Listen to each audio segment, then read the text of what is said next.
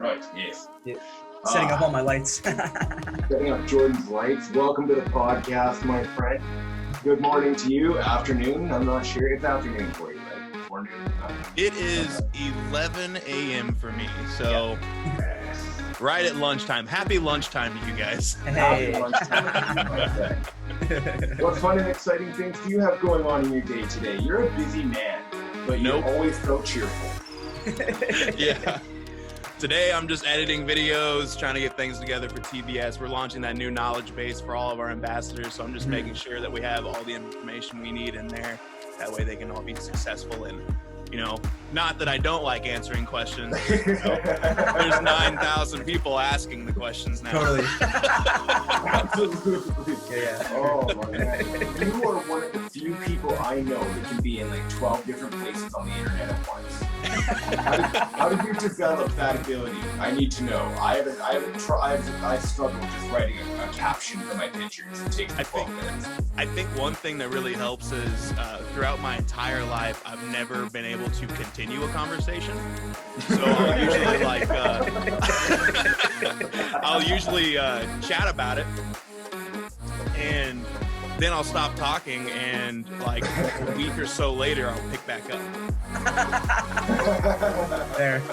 So like, if you know me at all, you know that I'm going to be continuing that conversation later on. Or if I just stop, people will be like, okay, I guess we'll just pick this back up in the evening. I'll just have to guess about what we're talking about. Totally. Like, Oh my God. it really helps out because like, if I'm anywhere on the internet, I have these little pockets in my head of conversations I've had with anyone. So wherever I click, I go there and I can just continue on without having to think about anything because I've been so like trained to do that my whole life. I don't know. Oh my God. You're the multitasking master. Yeah. Either that or I just have so many personalities that it's unreal. Each one has their own life, their own conversations going on. Oh, that's fucking hilarious. It's great. Oh, no, damn, you're a good man. I like the fact that you're such a giving and caring human being. You're so knowledgeable. How has this been for you being so involved with the beard struggle in the last little while? You started out just like any of us. You were a beard ambassador, and then you started getting more involved and more ingrained in the beard struggle machine. And now you're hired by them and you're doing all kinds of business for them. How's life changed for you over the last little bit? Well, I was working about probably 19 hours a day there for like 2 months. When I started with the beard struggle, it was mostly just, you know, I've said it before, I've talked to people about it before. I'm probably going to say it a million times in my lifetime now. But when I started, it was just going to be another ambassadorship. Like I was working with a couple other companies that I can't really say the names of, but I had ambassadorships with them at the time. And I was like, I'll just get this one, another one for the wall on my Twitch stream or whatever. So I picked it up. I was just going to leave it on there, just another code for my following. And then I ended up getting into the community, and I was like, all right, these guys are pretty cool, but they have no fucking idea what they're doing. So let me try and help out. Not the beard struggle. Oh, shit. Oh, that's hilarious. So you took like the nerdy kid in the hall, and you were like the cool kid, and you're like, I just can't watch you get bullied anymore. Here, let me help you out, kid. Yeah, I mean that's how I was in high school too, man. Like anybody that's failing, they just need help, man. That's just how it is. Help them out. For sure. So you've always been a very caring, giving human being. You always like seeing other people do well. I've heard through the grapevine that you have awards for your leadership. Is this just something you've always liked doing, dealing with people? So it wasn't until after We'll get a little dark here for a second, but I used to be, I used to be a heroin cocaine addict, and I was that for so I did that in high school, and there's like probably 2 good years of high school that I don't even fucking remember. And I'll have friends from back then come up, and like I was still going to school every day. I don't know how I was doing. I guess it's that split personality thing, you know. Like, so I'll have people come up to me nowadays and be like, "You remember this? You remember this?" And I was like, "I don't remember that entire fucking year. But I was kind of an asshole wow. back then. Yeah, I was kind of an asshole back then. From what I remember, I was involved in like a lot of shit. And once I was coherent of all of that, I decided that like, you know, I need to make up for that shit. I need to start making amends with people. So I slowly started going that route, and it took probably about 2015 before I was like, now I just need to like, I've made most of my amends with the people in my life.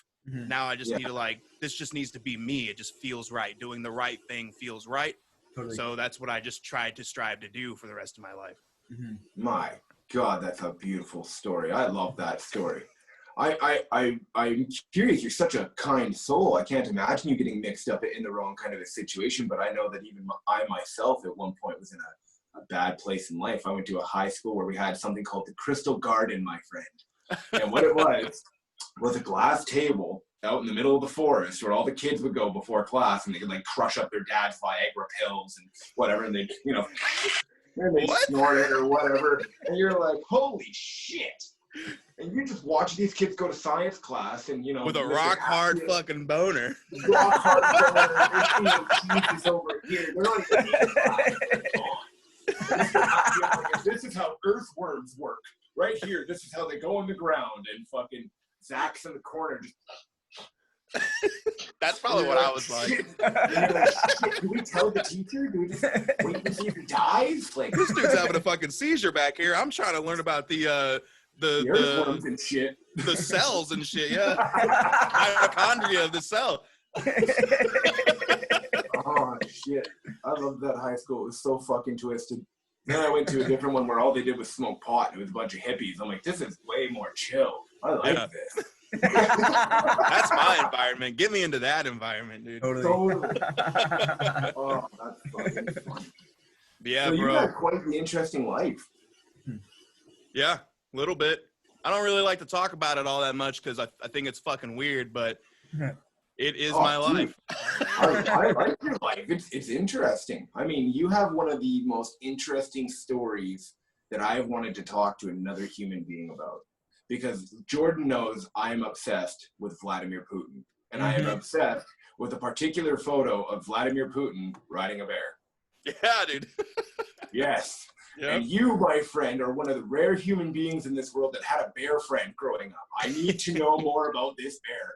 I need to know more about how this happened. So his name was Freddie. He is a black bear. I got to help. I don't have any pictures of him on me right now, but I think he's still back home. I haven't seen him in probably 4 or 5 years, but I got to help raise him, got to help train him. He's a sweetheart. He's amazing. When he was a little cub, you would think he was a teddy bear. You'd think he wasn't even real because he didn't look real. You would pick him up, and if he stood still for even a moment, you'd be like, "This is fake." Wow. Yeah, man, he is a massive boy now. Getting to feed him, getting to hang out with him it was just amazing. But he's huge now. He's got this big cage that he hangs out in, and he's got this lazy boy in his cage. And like if you drive by the house and you look hard enough, because like they got the cage set up where there's like shrubberies and trees around it, so you can't really see the cars and stuff. But there's like a little gap. So if you drive by it and you look through this little gap, he's usually in that lazy boy, just chilling. It's amazing. Just this big ass black bear straight chilling. That's amazing. Oh man. Yep. Oh, that's amazing. So how did you guys come into contact to get a bear in the first place? How did you help get in the position to raise this Freddy fellow? So I don't know how he ended up getting him. Probably the same way we ended up getting our wolf, but he ended up just having. Yeah, that's cool. He just ended up having this little bear, and then he got all the permits for it and everything, and then he was allowed to keep it. I don't know if he was allowed to keep it. Allowed. But like we're so far out in the country, like no one's gonna know unless this podcast airs, and then like they go find him after this podcast. Please don't. Probably Kim Jong-un's retaliation for me challenging him to a diaper fight. But yeah, man, that's how it is out in the country. Like there's there's laws, but there's not really laws. Yeah. That's crazy. That reminds me of the story of the Russian family finding like a polar bear or something. They thought it was like a messed up dog. They kept it for 8 months. What? And then they brought it to a vet later, and the vet's like, "This is a fucking bear. You have a bear in your house, sleeping with your fucking child every night. What is the matter with you?" And then it grew, and they're like, "We're just gonna take this thing for walks. It's like a part of the family." Whoa. Of course, I'm gonna have to Russia look can into train that. bears and keep them at home. Nobody has a problem with that. God damn. No, that's super cool. So I'm just amazed at that story. I'm almost baffled. That's real. That's fantastic. Yeah. I hope Freddie's doing well. Freddie, if you ever see this podcast one day, which I doubt, but if you're sitting in a lazy boy reclining, He's got to have a TV, right? He's got to have a TV and a cell phone. He's got to be picking up bear bitches on Bear Tinder. At the very least, at the very least, he's got to have one of those old timey radios with the antenna set up. Absolutely. God damn, those were the best TVs. Homer Simpson style TVs. Yep. I can't believe that show is still going these days. And Simpson is still running hard. Yeah, dude, it's still going. It's still going. Do you think Bart's always going to be 8? Or do you think they're ever going to change that? No, they're always going to be the same. If they changed it, they would fucking explode everything in their entire series. Like, everyone would be like, "Nah, I'm good." They would never watch it again. Oh, God, that's so true. Oh, that's funny. God damn. So these video projects that you're working on, how much of your time does that take up in a day? Because you said to me in a conversation one time, you are actually booked 24/7. So how do you sleep? How do you sleep? That's a great question. Yes, I'm curious how you do that. So I'm running on it's actually a schedule I've been trying to do for a little bit. You know how humans, we weren't originally designed to sleep. Well, we originally didn't sleep during the night. We would be awake during the night so we could fight off predators that are coming. We'd primarily sleep in the mornings and the afternoons. And then we would sleep during noon because that was the hottest part of the day. And we would hunt in the morning and afternoons, sleep at night or stay awake during the night. Yeah. So I'm trying to get on that same type of schedule, just to do more shit through the day. Totally. So I'll sleep probably 2 or 3 hours in the evening, and then I'll sleep 2 or 3 hours kind of the morning before I start work. So I separate my work days. I do have work hours, which is a 10 to 6, 9 to 5 type deal. Okay. But then I have a little break, and then I'm basically on the clock answering questions, helping people out. So God damn. So REM sleep is a thing of the past for you. You don't get that no more. I don't even know what that is, man. What is dreams? What are dreams? I haven't dreamed in years, and I think it's due to the heavy amount of pot smoking that I've done. I think it just melted that part of my brain, and it's gone now. You should be having way cooler dreams than anyone. I know. I think I need to really up my dose, or I need to get some DMT and just there you go. Just go over that border. Just start being a regular with DMT. Nothing bad would happen there. I wonder if you know where to get me a bucket of DMT. I'll do it on the podcast. God, are you okay? I can see the river of knowledge. It's everywhere. Oh God, yeah.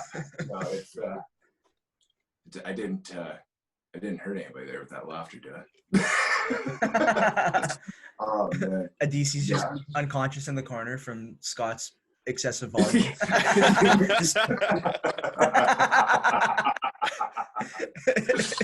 Oh shit.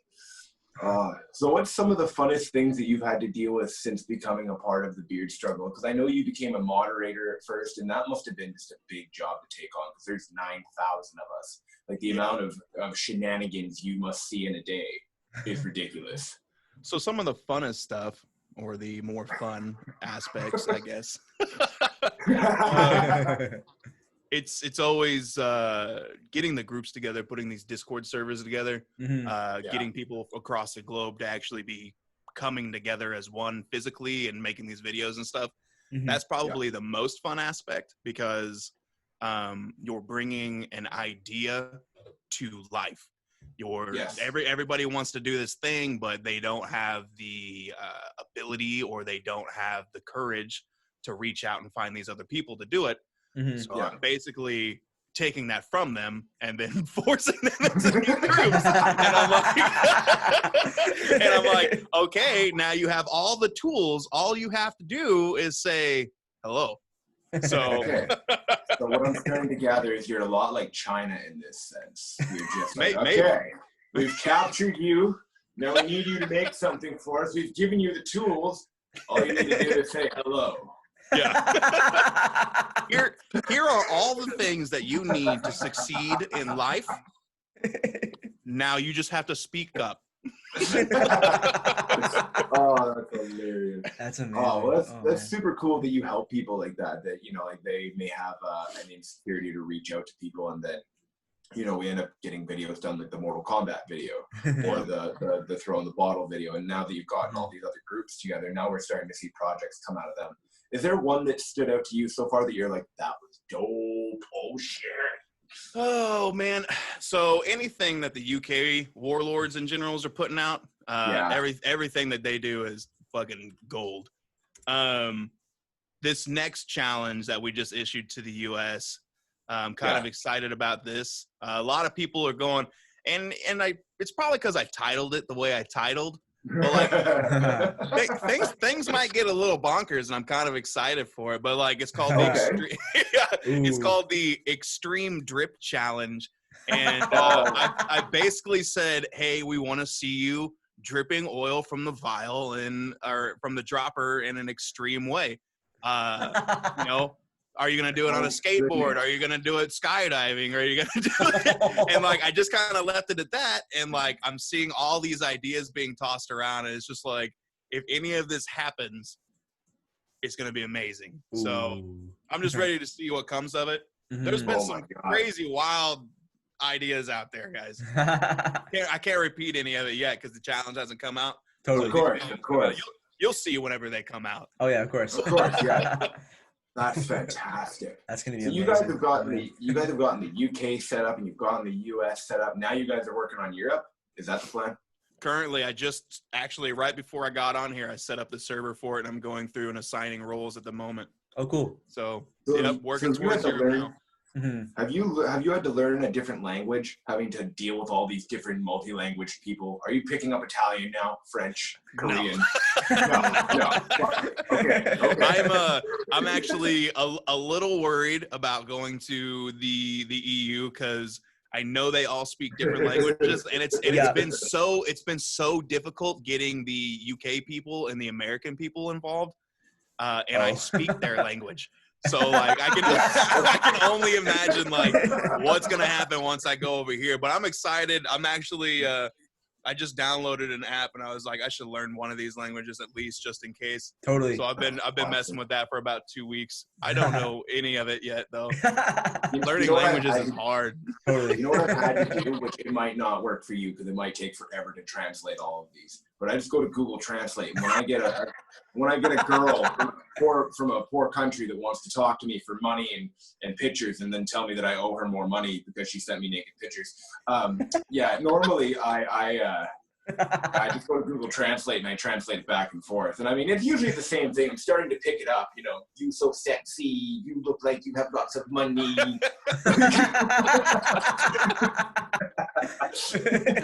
Oh, shit. Oh, that's why don't I get those messages? What's some of the?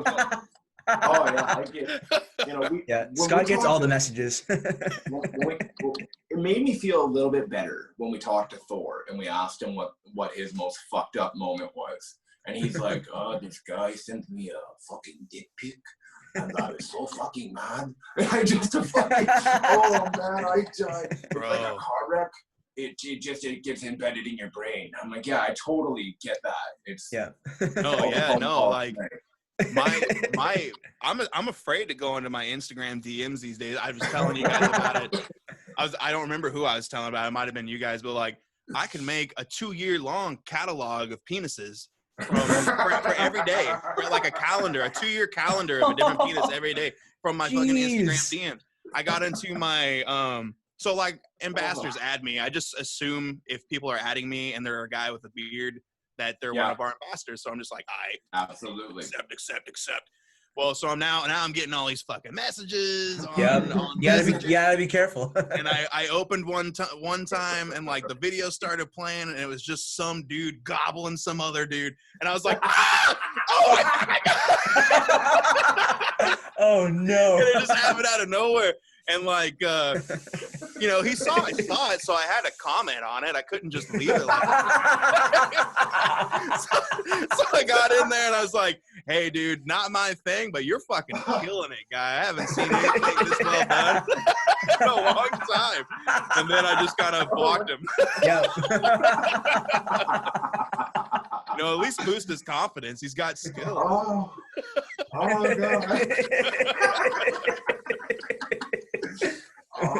I've mentioned it many times on this podcast already, but the way that Mitch reeled in that gay dude one time in private was fucking awesome. That was amazing. That was the best shit I've seen in a week. Oh, God. Well, it makes me happy knowing I'm not the only one that's getting these things. I mean, I have gotten some dudes that send me some like really unnecessary messages like, hey, do you like black creamy cock? And I'm like, whoa, no. And then there's just like a picture of them and their forearm, and then it's just like, it's a lot to deal with as somebody who's new to the social media game. Have you heard plenty of these stories? Have you heard plenty of interesting stories from other brand ambassadors of them joining and the shenanigans that take place? Yes, man. Yeah, I'm pretty desensitized to it now. Like I've gotten so many that it's become a game, really. Like I've seen so many penises now that it's just another fucking thing in my life. So like if I get one, I'm like, hey man, you could probably work on that, or hey, that's pretty impressive. You start giving them tips like, hey man, like it might be more impressive if you shave. I mean, it may not look like Yeah, it'd probably make it larger if you used to shave it and like get a half pump. You should get yourself a fluffer. You should probably get a fluffer before you send in these pics, man. or at least have somebody else there for comparison or something. I don't know. We'll work on their composition later. Oh, Jesus. Man. Oh God. Oh man. Yeah, I love just the amount of craziness that takes place in this. Like this podcast completely came out of nowhere. A lot of the funny stories that come out of every conversation we have just come out of nowhere, and then it turns into something, which is always a lot of fun to watch. I personally enjoy that the most. What's the most fuck, my tongue is too fat. Is Some people like that. Yeah, I know. What's been the most rewarding part for you so far? I mean, I know you like to help people, but for you, what's been the most rewarding part of this? With TBS so far, honestly, just seeing people progressing, growing, and developing. I mean, every time someone comes to me and asks me for advice or something like that, and then I, give them whatever advice I have, being able to see them go from what they were to something new and better, being able to watch them grow and develop into something, a better version of themselves, that's my favorite part. I love that. And that's what I do this whole thing for, is being able to watch other people become better than what they were. And I just fucking love that, everything about that. Yeah. Yeah, cool. No, that is a lot of fun watching other people become a lot better at what they're doing. Have you had to help quite a few people? I mean, obviously there's 9,200 of us, however many goddamn. We're almost 10,000 strong now. Yeah. But have you had to put in quite a bit of work with some guys? I know you were doing webinars and stuff to help them get their game up to speed, and they were just doing a lot there. Has that been a lot of, what was that like? I mean, the webinars are pretty cool, but I didn't have the ability to actually sit down with each of them and like change or, advise them or coach them on what's going on. With the webinars, it's more of, I have a fucking presentation together and I have like an hour and a half to get through it. So I'm kind of flying through there and giving everyone a generalized view of how to become better, and they can use it how they want, but like most of the time they're going to have questions that specifically pertain to them and how they can be, how they can be, like I said earlier, the better versions of themselves. Yeah. In those webinars, I can't do that. In the one-on-ones, I was able to hit all that stuff. I was able to go into their pages. I was able to go into their backgrounds, into their lives. And I was able to pull things out that they weren't able to see because they were so used to. And I would be like, this is something really interesting. This is what you should be about, man. Like, make this the forefront of yourself. Totally. And then they're like, oh shit, I didn't even fucking think about that. And I was like, yeah, dude, you're an interesting guy. Why are you not believing this?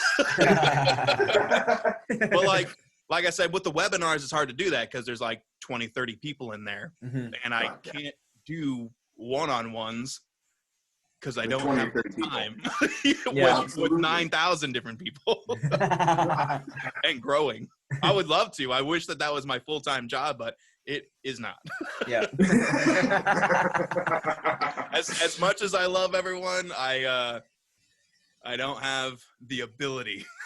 you only have 24 hours in a day, and you still need to eat and sleep and do everything a human being needs to do. I get it, of course. If anyone's watching this podcast and they know how to get more time into their day or has access to a time machine, hit me up, Yonv Adisi at thebigcredible.com.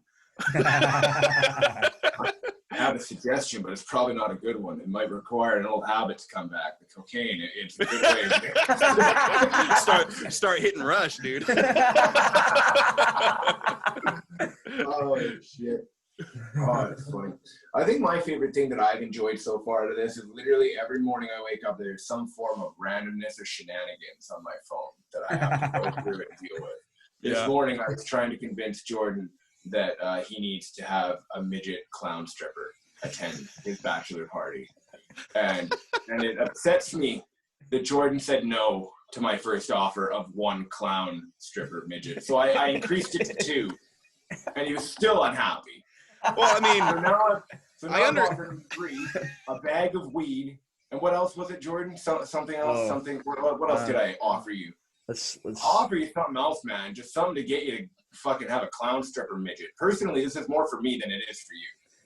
Maybe he's declining it because there aren't enough clown stripper midgets. You know? having one is just awkward. You need to have like 3 or 4 to make it into an actual party where it's normalized. Absolutely. But we can fly them in, very much like those children that Adisi and I talked about that need to make chicken wings on demand. Yes. Right. Oh my goodness. Yes, dude. How do we? I don't know if we should talk about that out loud. Oh, sure, we can talk about that. Have you found anybody to transport these children? Because I have very severe chicken wing needs that are not being met by my Canadian peers. I have not. I figured out how to hypnotize them to deliver the chicken wings, but I have yet to find candidates who are willing to be hypnotized. Damn it. Yeah, I knew that was going to be the most difficult part, but I knew you could figure out the hypnotism. So I'll get around that. Maybe we could start a charity. Maybe we could start a charity and go build some wells. There we go. Build some wells in some poor countries. And we'll convince them how to make chicken wings for us while we're there. Yeah, that's perfect. They get fresh, clean water, which they need.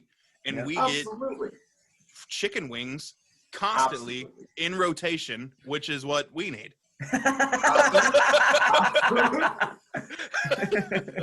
You only imagine if that was like the trade. You come here, you build well, we give you chicken wings. I would do that. I would do that no matter where it was. Fair. I would be like, actually, hey, can you send me a sample of the chicken wing? Because I need to know, is it mango habanero or what am I getting myself into here? Offers in and having chicken wings sent to me. This one's too spicy. No water for you. This one's a little bit more up my alley. I'll put it in the pile. Honey barbecue, I'm into that, dude. Send that my way, you get water. So fucked up. Yep. You know, one thing I gotta say is Black Belt tried to help me out and get me on a 90-day fitness challenge. And about 45 days in, my love for ice cream sandwiches devoured my motivation. And now I've gone through, I think, like 6 boxes of ice cream sandwiches, and there's a lot of YOLO going on over here. There's a lot of YOLO going on over here.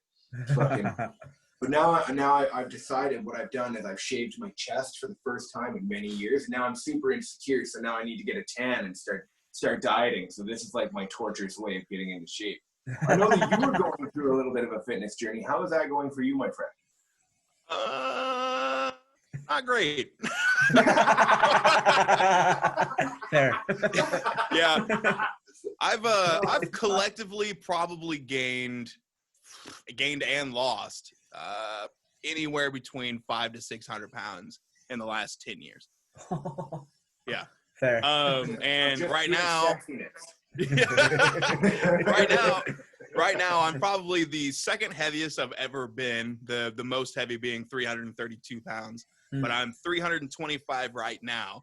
A couple months ago, well, last month, I was 310, and then it was a month and a half, 2 months ago. I was 310 pounds, and I was working out pretty consistently, but then I started having a lot of heart problems, palpitating. If I got down on all fours, like I would lose blood would rush up to my head. Yes, I would lose that's hearing, right. and I would go deaf for 2 or 3 minutes, and I don't know what the hell is going on.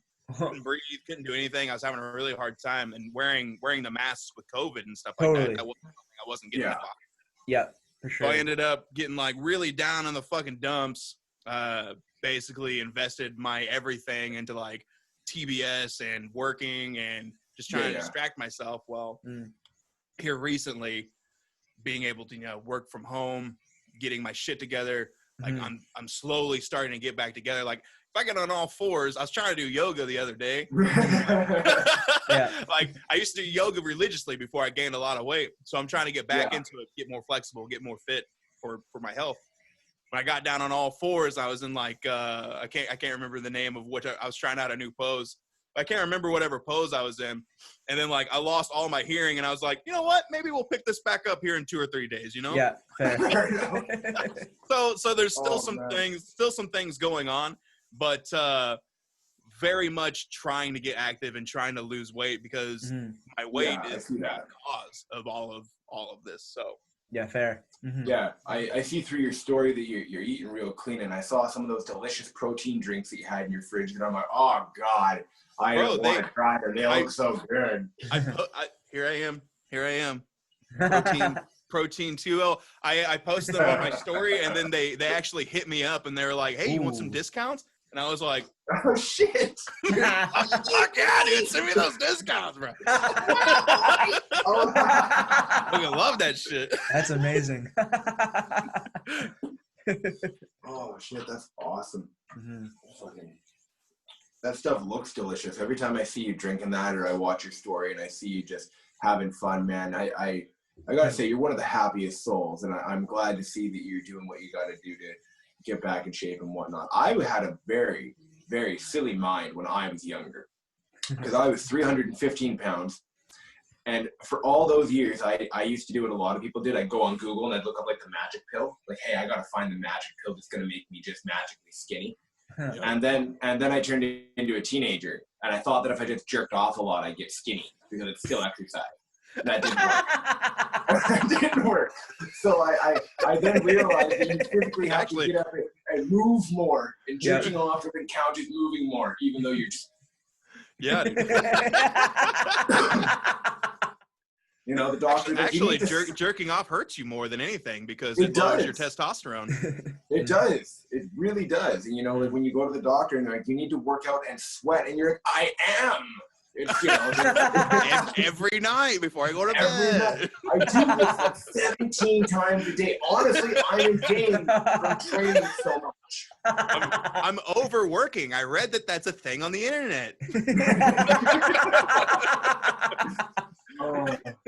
I loved hearing about Tyson Fury when he was fighting for a boxing world title recently, and he even threw that in there. They're like, "What are you doing to get so like jazzed up for the rematch?" He's like, "Oh, I'm jerking off about 7 times a day." Like, whoa! I'm fucking ready. I'm ready to go. But can you imagine, like, all of a sudden the kid that goes to his mom and she's like, "Johnny, you can't be jerking off in your room all day. You're not going to be successful just jerking off in your room all day." He's like, "Shut up, Mom. Tyson Fury just won the world title. He jerks off 7 times a day." I need to up my game. I need to be shooting more ghost loads. Oh, shit. Oh, my favorite thing is those gym compilation videos of people in the gym. And they're like, they have like the pull thing and they're like dancing. with the strings, and they're like pulling the cables, and you're like, what the fuck are you doing, man? You're gonna hurt somebody, either you or the person behind you. It looks like calisthenics to me, man. It really does. They're doing something. It's not the right thing, but it's something. It is. You got to give them credit. You got to give them credit for at least trying. Oh God. Have you ever tried anything silly when you're trying to lose weight? I've tried many silly things. I've tried many silly things over the years. What is probably one of the sillier things that you've tried? I don't think I've tried anything silly. Whenever I lose weight, it's usually exercise and proper diet. I'm usually I never really look for a cheap way out of things. I look for a way that's going to prolong or benefit me in like longer in the future.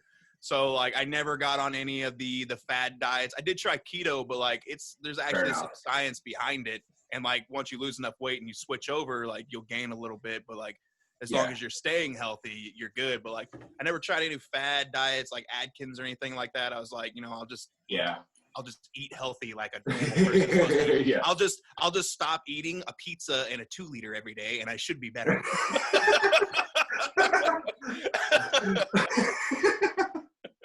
Oh man, it's so accurate. I struggle with that so bad. My weakness is cake.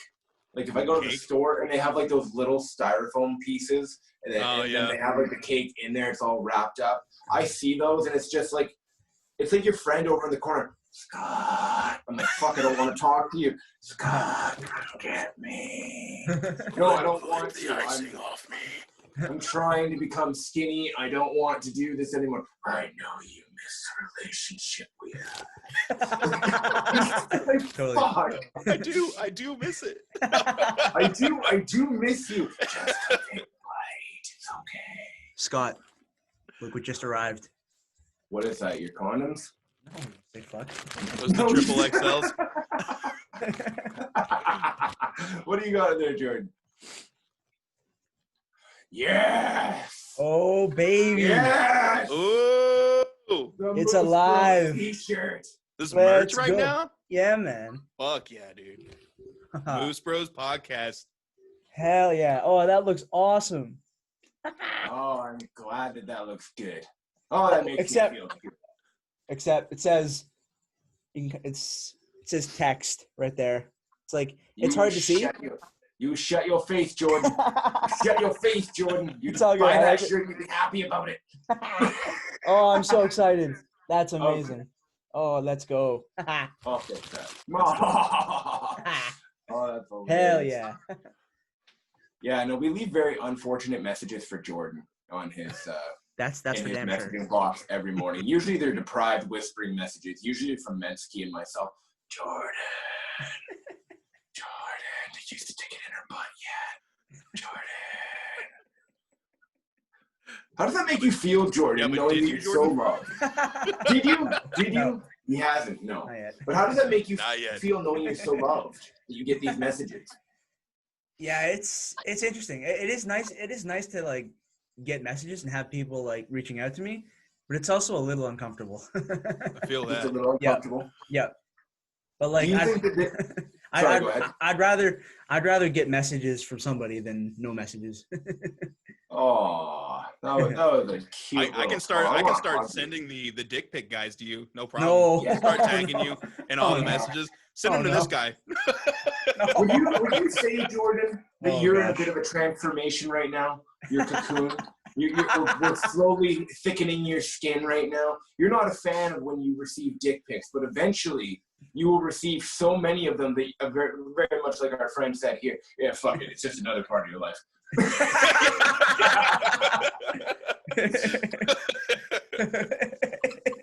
Yeah, I mean, you're not going to be able to beat it. You might as well. Well, you could probably beat it if you ask. You could still beat it and join it. And you could do both. Yeah, you could do both. Why not both?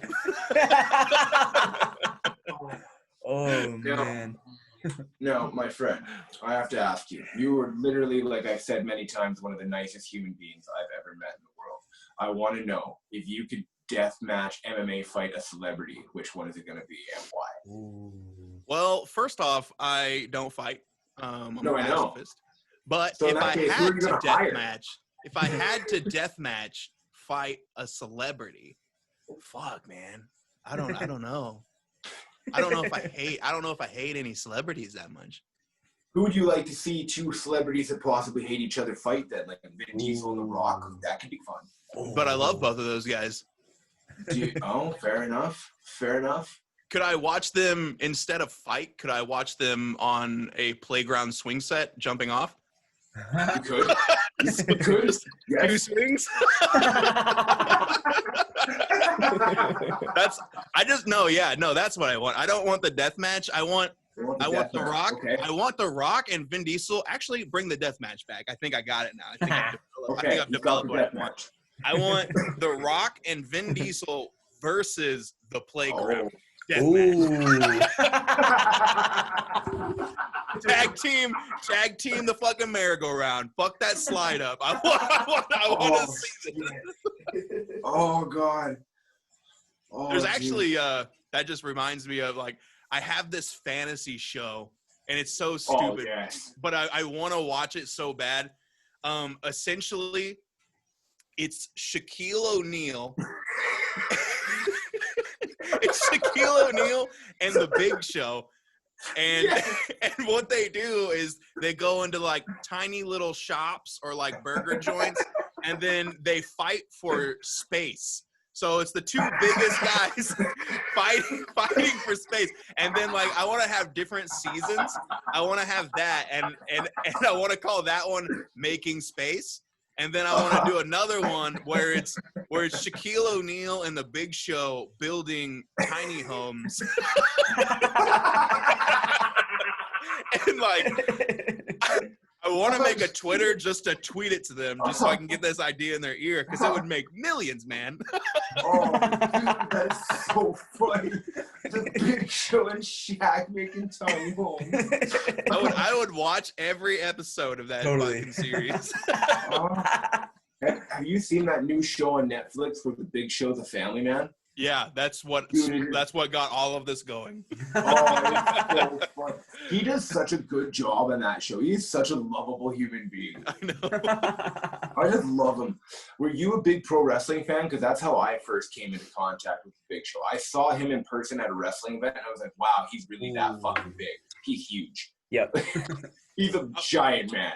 I was never super into the wrestling. I was more into the video games they released. I think I played every single video game, but I never really followed. I didn't have cable or anything like that growing up, so I just had like a PS2, and like I would just play the games, and like that's how I got my WWE exposure. Yeah, that's cool.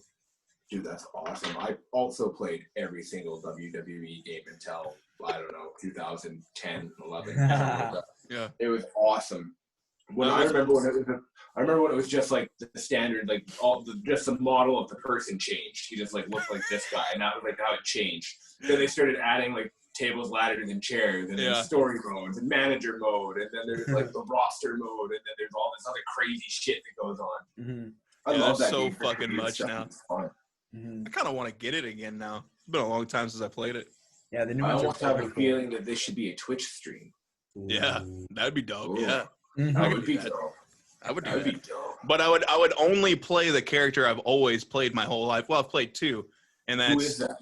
Stone Cold Steve Austin, baby. Ooh, Yeah. yep. The fucking rattlesnake.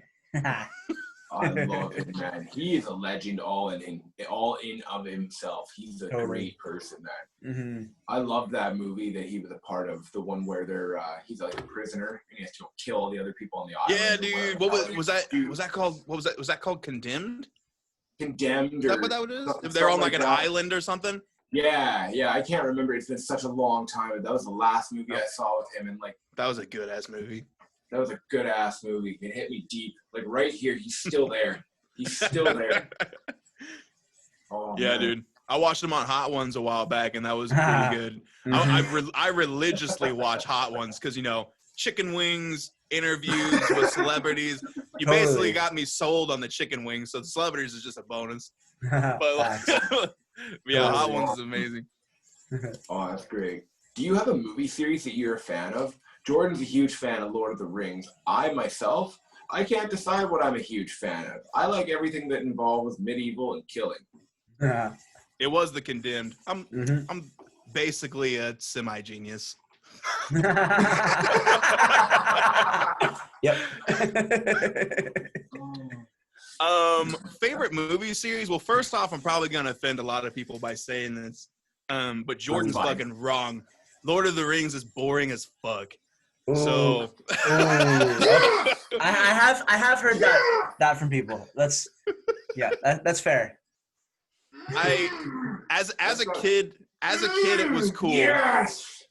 Because I got to wait like at 40 minutes and I got to see someone shoot a bow or someone fight an orc, and then like 40 minutes later there was another fight scene, and then the rest was like trash.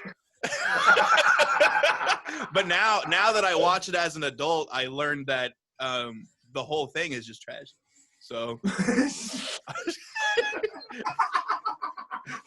Well, Jordan, I'm sad. I probably just upset so many people. No, Lord of the Rings is okay. It's just not my favorite. That's fair, totally. I don't really like dialogue movies all that much.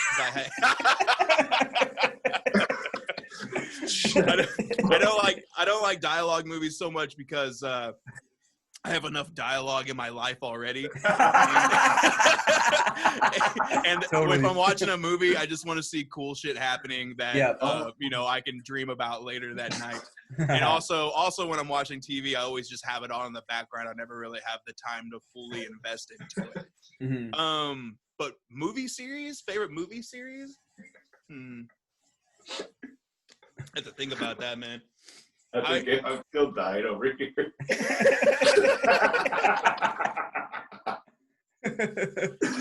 If I'm going back to my childhood and I'm thinking about favorite movie series, it would probably have to be Harry Potter. Ooh. Okay.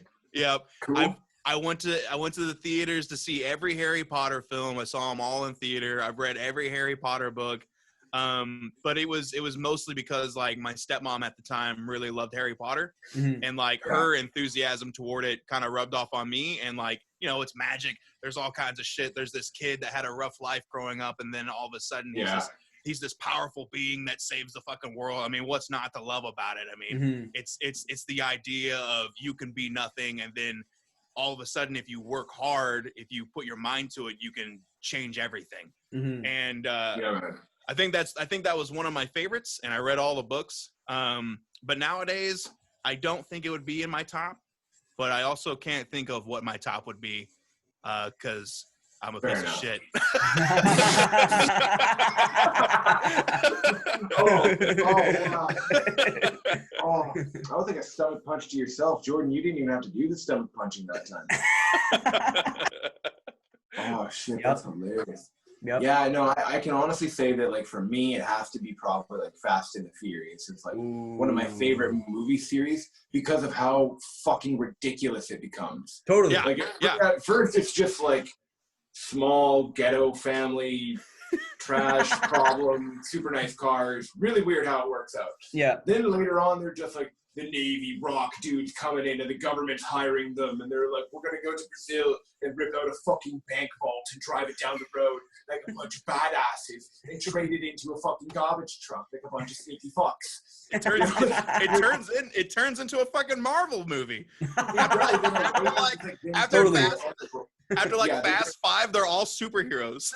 Facts. And I love how like it just starts becoming more of like a cameo thing. They just start like inviting more celebrities to join. They're like, hey, Rhonda, you've won a few MMA fights. You want to be in this?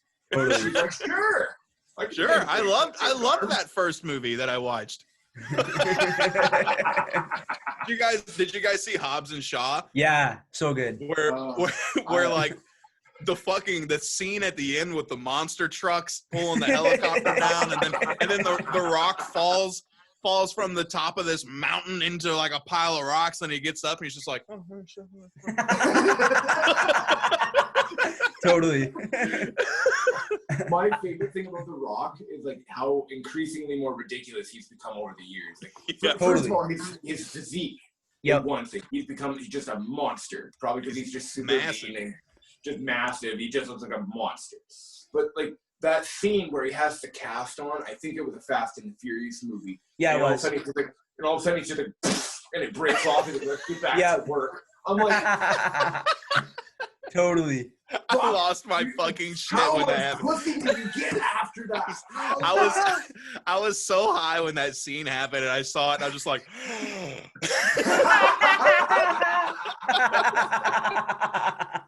Like, I know The Rock is married and I know he has a kid and stuff, but they must just deliver like truckloads of pussy to his house. they got to. They must just be a Absolute dump truckload. And I wonder what that would look like. Are they cut off at the waist and they like cut them off at the knees and they just like send that part? They just send Or it they out. send like the whole woman. They send the whole girl to his house.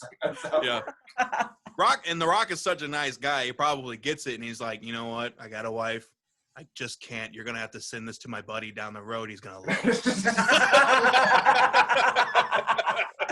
Totally. You have to send this like stunt double. He's a great guy. I bought him a truck last week.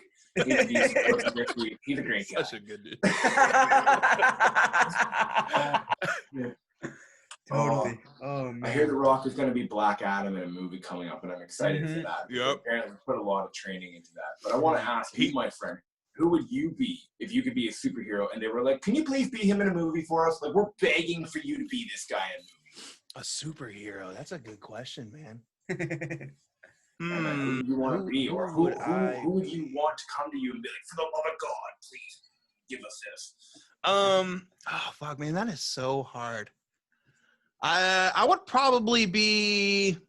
He's not even a superhero. It's, and this is gonna sound really unhumble to say it because you know. Oh no, I love this shit. The absolute creator of all of Marvel is portrayed as him throughout the series. But I would probably be one of the Watchers, man. Like what Stan Lee is. They just kind of appear and then they kind of do some little things.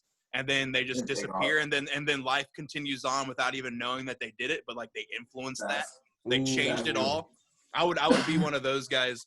But I think one of he's not a superhero, but someone who I would love to play if there was ever a live adaptation of it that wasn't absolute shit like the last one. I would love to play Uncle Iroh in Avatar. Because Uncle Iroh is my hero, and I've looked up to him my entire life, and I've modeled most of my life around that man, and I would do anything to be that guy. That is dope. I love that. That's sweet. Jordan, who do you want to be if you could be a movie star, superhero? Is there somebody Jordan wants to be? Yeah, I'd have to go Tony Stark, Iron Man. Oh, yes, you are a fan of the Iron Man, are you not?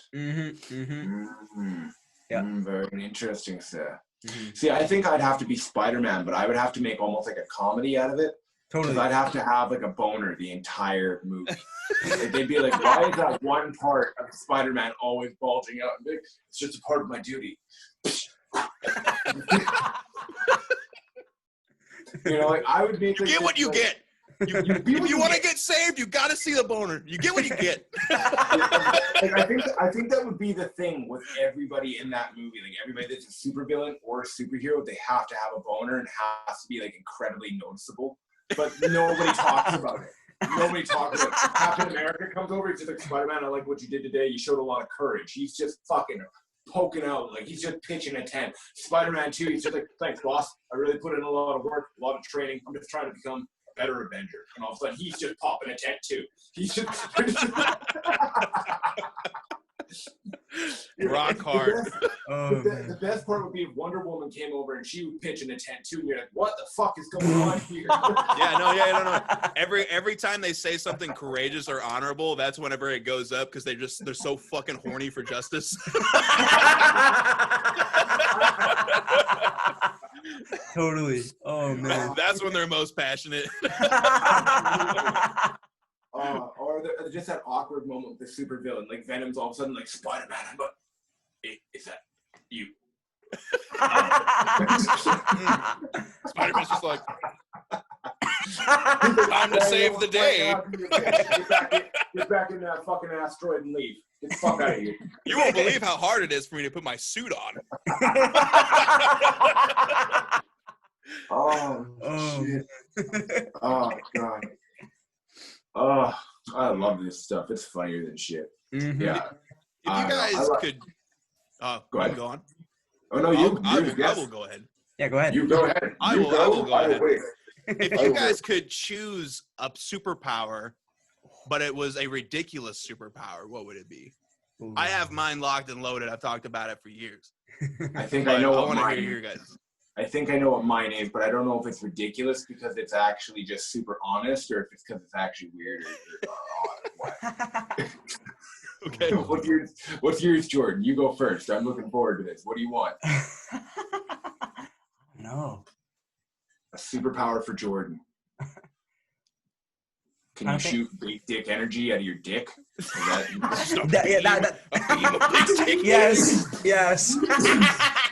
He's basically a support hero. He just shoots it at another character, and they like double in strength and power.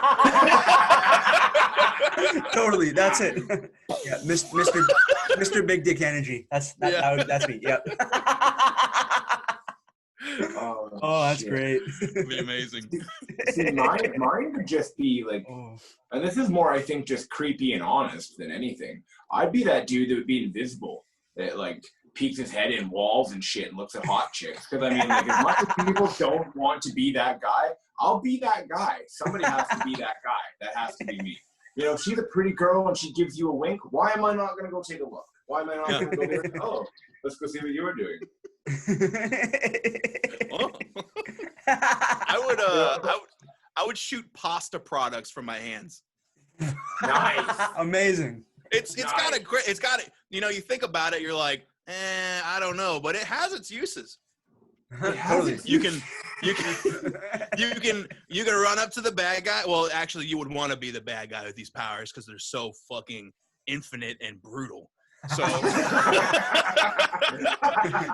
so I guess you would run up to the hero, and then you would put your hand on their mouth, and then you would fill their entire body full of noodles. Yeah, good to go. How you control like the wetness of the noodles is how hydrated you are for the day. So if you know that you're gonna go against a more powerful villain that has like super speed, you just don't drink anything that day. You go out and then you shoot, hard spaghetti from your hands, like needles, and then you just start launching that at everybody. Yeah, dude, there's so many uses for this. Anything. You're falling from a building, shoot a bunch of wet noodles down, and then land on it like a stuntman. There's anything in this. Yeah, I wish I had your imagination. I think I'm probably more of a villain because then I would use that power to torture my ex-girlfriends. I'd be like, you are now filled with pasta, you will never be skinny. And they're like, no, we gain! And I'd just be sitting there mercifully on top of their apartment building. Your whole apartment is filled with angel hair noodles. Angel hair noodles are delicious. Who doesn't like some angel hair noodles? Obviously that fat bitch, because she's now all upset that her Weight Watchers diet is gone. And all the work she's invested is now destroyed. One of the funniest things I have to say that I think I've seen posted on or from somebody in the beard struggle is Samantha Adcock. She is one of the funniest people I've seen on there. When she puts something up there like what's the most bitter thing you've ever taken after a relationship, and the comment section just went hers was tired. And I was like, what? And you go in with other people, they're like, makeup products, so nobody can see her real fucking ugly side. It's like, oh shit. Oh god. Yeah. I love seeing the different type of people in that group and the funny stuff that comes out of there, the jokes, everything is just absolutely hilarious. Like, you'll put up a post and all of a sudden it turns into a Jordan roast in one section, and another section it turns into something else completely going on. You were probably a part of so many inside jokes. Does it become hard to keep up with all that? Yeah, absolutely. Yeah. It's well, like I said, luckily I have those pockets in my brain, so like I'm able to I'm able to retain most of it. Oh god, oh Jesus Christ, fucking. I can't wait, my man. Are you working on anything fantastic right now besides these TBS products? Like, I know that you got your ring company going on, and I want to ask you about that. I know you were working on something. Is there anything in the works that you can spill the beans on a little bit? I don't really want to spill the beans just yet because it's still all like you said in the works. But we just locked in the name for it. I got the paperwork signed, got it trademarked. Yes. We got our 5th ring together, so now we have a collection of 5. I'm looking for merchandising companies to start doing screen prints. Got all the logos together, so it's slowly coming together. But I don't want to reveal anything until like that's fine. Totally. I got it all there, and then I can be like, all right, here it is, motherfuckers. Fucking order some shit. Get some shit. Totally. When did you get the idea for this ring company? You've been working on this for a hot minute, you can say. So I probably got it as soon as I started. I've always loved rings. I've always loved jewelry. I love silver, and that's like our main thing. I don't think I'm going to do anything other than silver just because I love what it's about. But I've loved it my entire life. I've always been about it. I love the accessories. I've had rings most of my life, no matter how many people fucking made fun of me. Fuck those guys. But like, so it wasn't until I've always kicked it around. I was like, man, doing like a ring or a jewelry company would be awesome, but it's going to be so fucking hard because the industry is so difficult to get into and be successful at. And I was like, you know what? I'm just going to do it just because I want to do it. If I fail at it, I fail at it. But if I do it, you know, at least I can say I tried. And that's like that's how I do most things. But like, it wasn't until 2018 that I was like, all right, let's start planning towards this. And it wasn't until about 2 months ago that I was like, all right, let's just start fucking doing it or we're never going to do it. Yeah, totally. That's cool. Because I mean, that is a lot of the time. It's just doing it, getting to the point of actually getting it done. And I can't remember who, I think it was Eric Thomas, said you're always like this far away from success. You just got to finish. And is that what you feel like this is? You're just putting like the final touches, the finishing touches, and all of a sudden it's just going to be like, bam, here she is. Take it, baby. Yeah.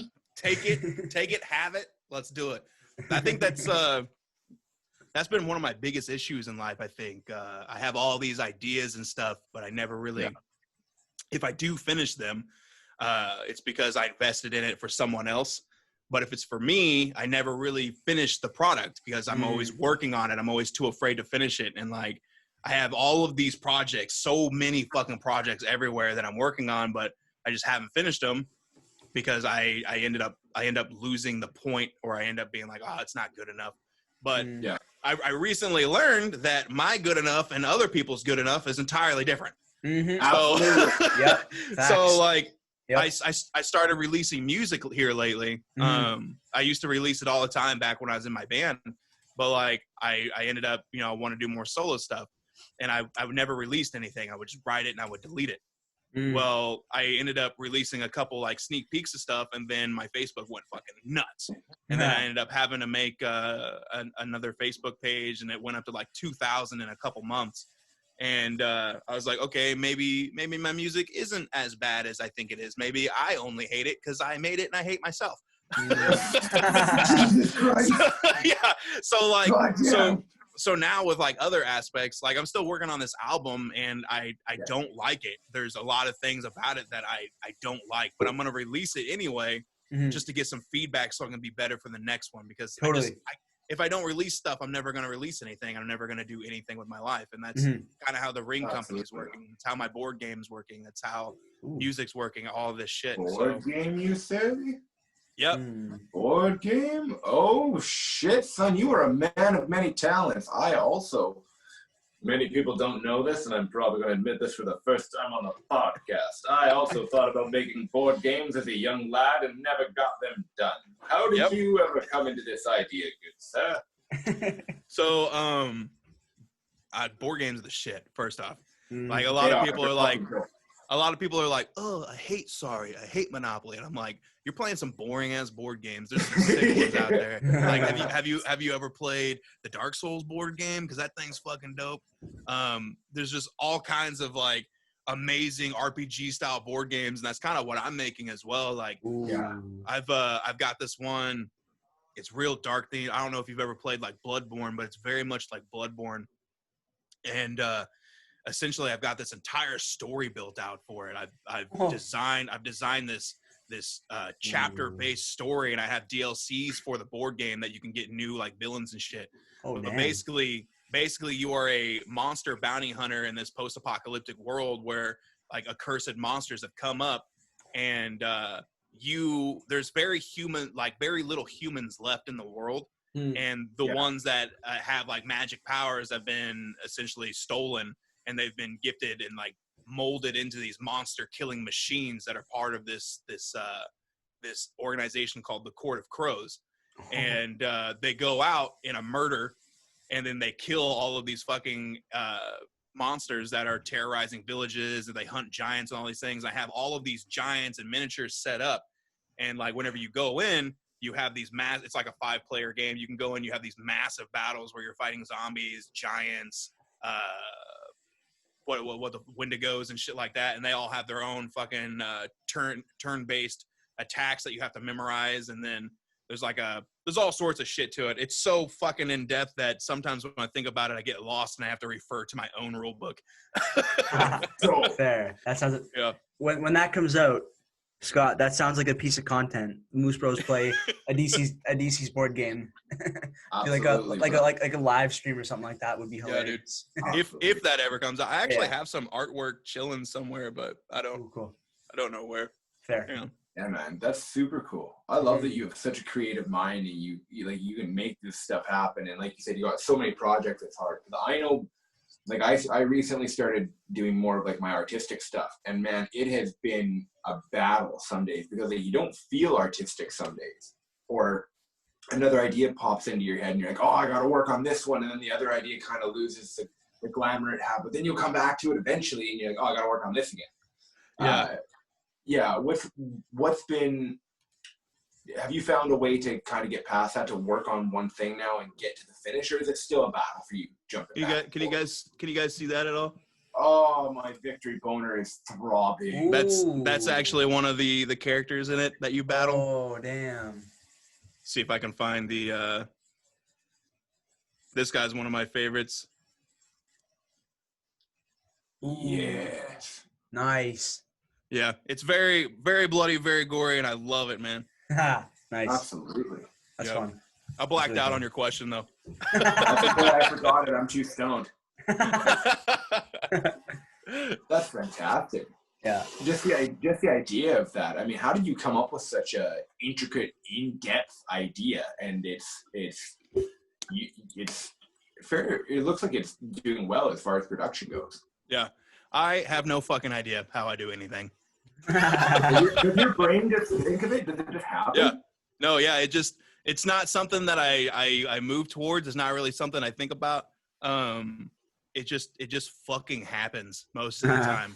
Totally. Like I'll get this idea, and it's not even when I'm high, or it's not even when I'm doing anything like that. I'll just be like working, and then I'll be off in like a daydream, and then I'll just think of something, and I'm like, this is fucking sick. And then like the more I think about it, I'm like, I'll start developing this world in my head, this universe where all these things combine. And I'm like, this is so cool. I want to get this out to the more people. Like more people should see this. This is fucking awesome. But how do I get it out there for people to see? And then I start thinking of platforms I can put it on. And then like this one, I was originally going to write a book series about it.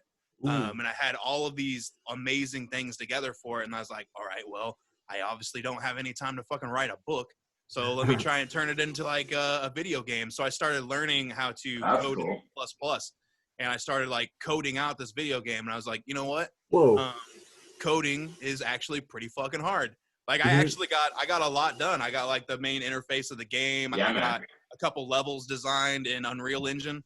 And then I was like, this is a team thing that's going to take an entire team to develop, and it'll be 100 years before I ever get it done myself. So I need to take it to another platform. So I went board game, and like things started moving relatively fast with board game, but I ran out of funds. So like now it's on the back burner until I can get some more funds put into it. Yeah. Like that's how I really come up with most of my ideas, except for with music. With music, it's all reactionary. I have no idea what the fuck's happening ever.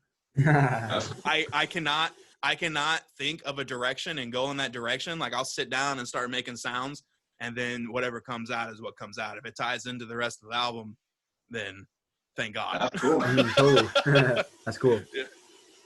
No, it's interesting because I mean, you strike a chord with me because I have a lot of the same traits as you. I have a billion ideas in my head.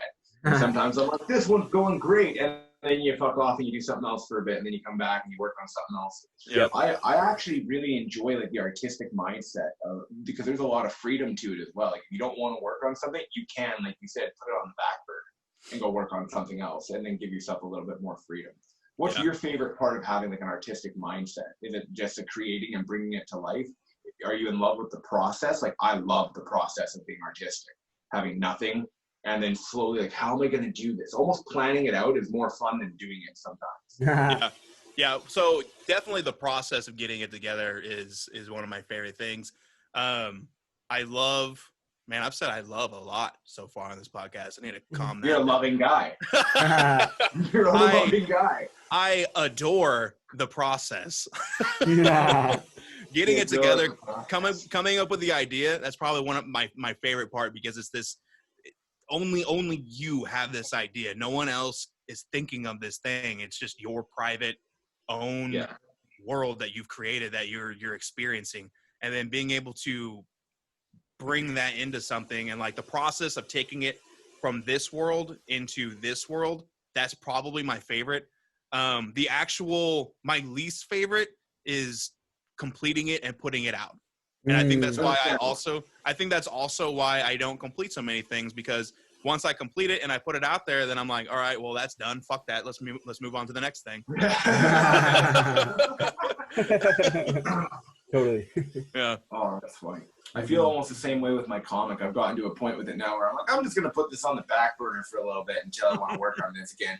Because I had way too much fun making that picture of those bananas beating the fuck out of each other. Yeah, right there. Frank. I love that, man. Fucked him up. He did. It's funny because that's an original picture on the internet, and I had to redraw that, and then I had to paint over parts of it, and then I had to digitally manipulate it. And that was a lot of fun. Thankfully, it doesn't take me 2 or 3 hours anymore. It takes me about 45 minutes now. Yeah. Getting it down. Yeah, but yeah. Fucking Nico Peely came in there and fucked up Frank Thickskin. What a man. Every time I see something like that, like it makes me want to do mushrooms, like the frog under the mushroom and shit like that. Yeah. You're very kind to show this, Jordan. You're very, very sweet of you to show my work. But seriously, that frog right there makes me want to do mushrooms like you wouldn't. Totally. Yeah, fair. Sweet. I wonder if frogs actually get glowing eyes when you do mushrooms. I've heard people say that they saw Mario dancing across a goddamn piano. Speaking of Mario, did you know Mario's last name is Mario? Yeah. Yeah, we figured that out. Why is his last name Mario? What is that about? Why? Mario, and Luigi Mario. I don't like that. No. That's gotta feel like super insignificant for Luigi, because like I'm sure he's plowed a girl and they call him Mario. And he's like, I'm always living in my brother's shadow. Always in my brother's shadow. Even though I'm taller. Oh shit! Are you a fan of the Mario series? It's hilarious how that thing's still going after so many years, and it always will. It's amazing. Well, I mean, it's the trademark of Nintendo at this point, really. So I think it's always going to be around. I played the games growing up, but I never really got super invested. I mean, Mario 64. I played the fuck out of that as a kid. I played every 64 game. I loved it, but nowadays I haven't really messed with it too much. I need to get back into games. I was in love with Paper Mario. That was a fucking dope game. Paper Mario was hilarious. Totally. I just saw that on Switch. I thought about getting it. Did you? Oh, no, God. I thought about getting it. You thought about getting it. Yeah, man. Mm-hmm. That's hilarious. Is there anything that you like to do in your spare time as far as gaming goes to relax? Do you have any relaxing time? Spare time? Spare time? You get to relax and play games? Is that a thing? Nowadays, what little spare time I have, I just smoke a joint and then chill on my couch. Yep. I try to. So like, my spare time really isn't. I can't do anything in it. Most of my shit I'm doing all day long. Yeah. So if I have spare time, I need it to basically close my mind off from the world and be able to prepare for like whatever's coming next. So like I need that time alone to think and be by myself, and that's basically what I do in my spare time. Totally. You're like a solemn warrior. Yeah, I will sit on my couch and just fucking smoke, or I'll go up to my bedroom and I will fucking meditate or stare at a wall just to like clear it. It sounds sad and depressing, but like that's how I clear everything, man. Because and I'm not trying to say that, you know, oh, I'm so fucking cool, I'm so introspective, you know, I can reflect like no one can reflect, but like I'm a very introspective and reflective person. Like I will think, I will dwell on things. So like I need to have those moments where I'm completely clear and thoughtless so I can, you know, just move forward. Totally. That's fantastic. Yeah. I hope a lot of people have learned a lot from just even listening to this, what kind of a fucking fantastic human being you are. I like to try and sound tough, but I have Pokemon on the side of my desk, so that's really hard to do. Dude, you got Ditto there. It's a symbol. Ditto's amazing because Ditto can be anything Ditto wants to be. Ooh. Ditto reminds me of like a cheap ripoff of Kirby. I don't know why. Like, Kinda. Where my brain goes. I look at him and I'm like, you just want to be Kirby. It's Ditto's Kirby. Ditto's Kirby without the having to suck people off. See, Kirby has to work for his power. Ditto just is powerful. I don't know if you were ever a fan of Dragon Ball Z, but Majin Buu, I truly have a place for him in my heart, because he just came up to people and he's like, oh yeah, that's cute, you think you're tough, eat. And then you are candy now. Thank you. Let's see how powerful you are when you're in a fucking tinfoil wrapper, huh? That's who I would like to play in a movie. I think I would like to be like a Dragon Ball Z character, because I've always wanted to shoot energy orbs at people. Just I don't know why. Same. I always wanted to just be so fucking mad that I'm like, this city right here just doesn't need to be here. Okay, cool. I feel better now. I used to do this thing when I was a kid. I would anytime I would get into a pool, I would like I would do this with the water underwater, and then I would like have this little like whirlpool, and then I would like shoot it forward, and like you can see it like still barely spinning as it's going, and I'm like, I'm literally a hero. I am a superhero. I'm spitting water at Yeah, dude. That's amazing. Oh, I'm gonna be honest. I think I still do that when I'm alone in pools, subconsciously. I asked Tommy about this yesterday. Did you hear the rumors about pools growing up that I heard about pools growing up, where if you peed in the water, it would turn purple, and it would fucking, everybody would be like, oh, Johnny peed in the pool. Yeah. Purple around Johnny. Did that happen? I was told that it would turn red or something like that, like because the chemicals in the pool that would react with the pee, so like it would immediately turn the whole pool like red. And I was like, that can't be true. I've been pissing in here all day.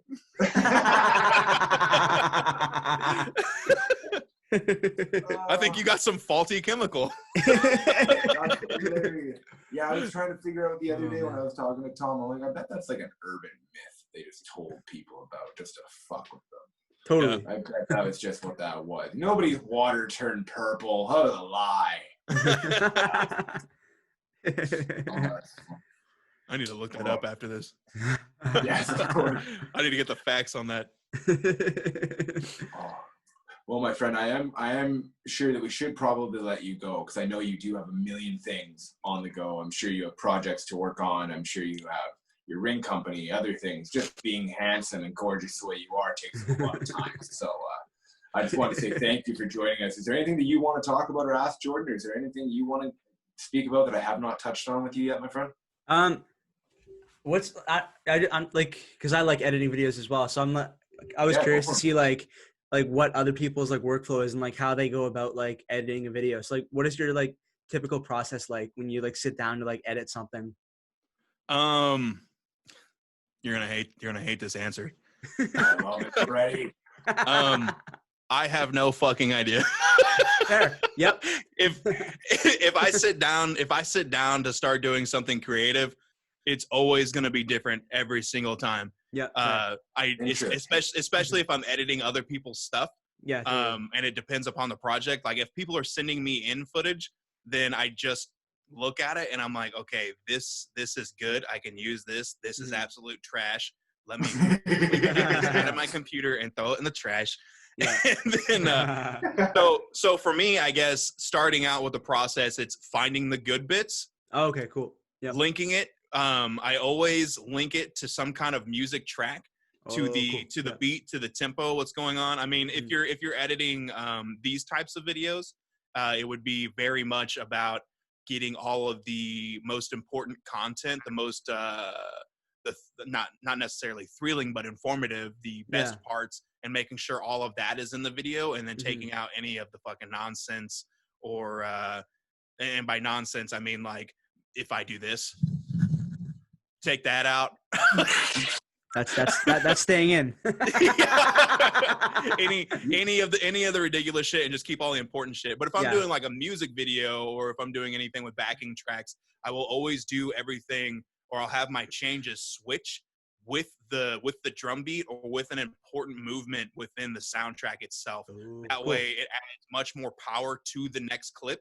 Yeah. And you feel as you're going. Another thing I look for, well, and this is with my own filming, I look for the movement of the objects or the people within the frame. So like if I'm shooting something and I'm wanting to move into another transition, if I have, let's say my microphone is here, I will have the camera pan down this way to the microphone. Yeah. And your eyes are going to be following this.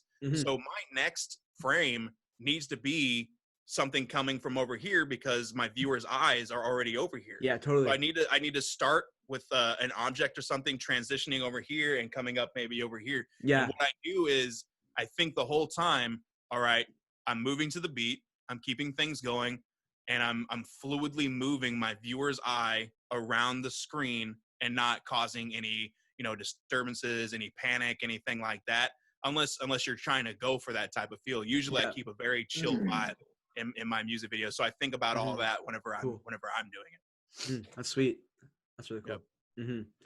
Yep. Another question, totally different direction. What's your favorite Beard Struggle product and scent? Beard Struggle product and scent. My favorite Beard Struggle product is one I've never used. It is the Oseberg War Bag, double XL War Bag. Yep. And it's only really my favorite because I got to name it. Ooh, cool. My favorite scent is Odin's Virtue, because every time I put it on, it makes me think of fall, and I love fall. It's got that cinnamon apple. I actually hate cinnamon apple smells, but there's something about it. I think it has that oud, the tree oud in there. Okay, yeah. And then I think that's what's really drawing me to it. But I fucking love that smell so much. Yep. Yeah, I just ordered the Ultimate Kit in Freya's Bliss and in Odin's Virtue. And that's gonna be like here next week, so I'm excited about that. I just tried Freya's Bliss out for the first time a couple weeks ago, and it's I think it's bergamot and lime. Okay, yeah. It's a very citrusy, very what am I trying to say here? Islandy. It almost feels like because of the citruses. I definitely feel like I'm around like an ocean. Same with Vikings Honor. I got to thinking about, I was like classifying all these the other day. Yeah, I was like, totally. But if I went on vacation, which one should I take with me? That way I can feel the vibe on vacation. So I got to thinking about it, and I was like, okay, Vikings Honor. It has the it has lime. It has the other fucking thing that I can't remember of. But it smells like fucking mojitos.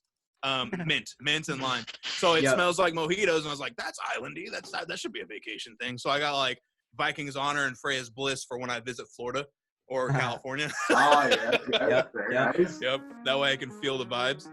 I'm excited. Oh, that's hilarious. I love it. That's cool. Yeah, man. No, I really like Viking Storm. It makes me just want to touch my face all day long. I know. It's beautiful. Not stop touching it. And then eventually I'll mistake my boob for for this, and then I'll just all of a sudden my dick will smell fantastic, and I'll be like, it's growing so much hair. Yeah, no. So soft. Everything's so soft. This is what a woman wants. They smell bad, they're not good. This is what they want. A soft but very, very stiff penis. What a girl wants, what a girl needs. I'm a Barbie girl in a Barbie world. Yeah. Oh shit. Oh well, I just want to say thank you for joining us, my friend. It was very kind of you. I know you're very busy, and this could have been more free time for yourself, but you were selflessly kind enough. I was selfish. I was selfish. You selfish bastard.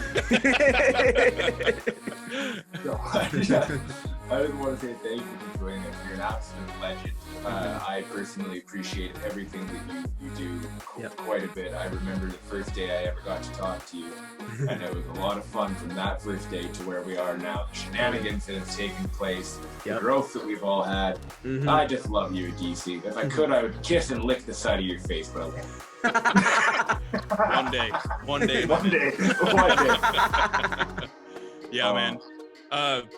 Thanks for having me, guys. It's awesome because like whenever we started, I never would have thought that you guys would have created a podcast that would have gotten so many people together and been educating people on not only TBS, but on our other ambassadors and helping them grow. Like you guys are doing a really great job. I would have, like I said, I would have never expected this. So it's amazing to see. Like my favorite thing is your guys' growth and development. And like here you are doing this. And I'm just like, being here, being on it is cool.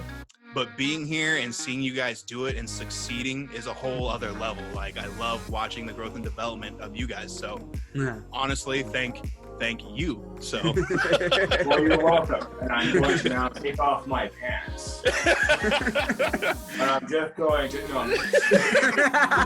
yeah, I mean, join the party. Mine are already off, so I'd be lying if I had said mine were on.